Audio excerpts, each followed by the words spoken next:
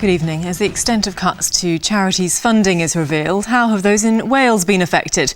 Since December 2008, more than 700 jobs have been lost from charitable organisations here.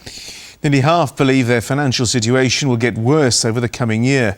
Duncan Golestani has been finding out what effects it's had and how charities are trying to adapt. There are more than 9,000 charities in Wales with an income of around £1 billion, but since the recession, that income has been far from secure. Snap Cymru helps children with learning needs. They've seen their funding decline by around £300,000. We've streamlined as much as we can from management and administration, and if we are able to consistently ensure quality, then I'm afraid it will come down to frontline staff, and that is something that we have avoided up until now. Shelter Cymru had funding reallocated in Wrexham.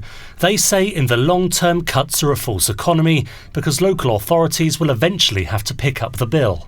Very significant cuts are being made by the UK government in legal aid funding, and that will affect the local services, and it will mean that people have it'll be much harder for people to access advice services and get that vital information they need to prevent their homelessness or to sort their debts out or to make sure they get the right benefits. Now, if you put that into the mix with the cuts that are coming to welfare benefits and housing benefits and increased unemployment, that's a really difficult situation we're facing now.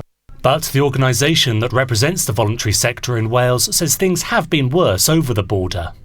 There's been some drastic cuts to voluntary organisations in England. In Wales, it's been a little bit better. There have been some reductions and there have been some very difficult situations, but overall the funding from both central and local government in Wales has held up or has been less drastic or has been phased in over a longer period of time. In a statement, the Welsh Government says it is committed to supporting and promoting the third sector in Wales and, despite a reduction in funding from the Treasury, continuing to do all it can to protect frontline services. With funding for the coming year now largely sorted, charities in Wales will be hoping they've seen the worst. Duncan Golestani, Wales Tonight.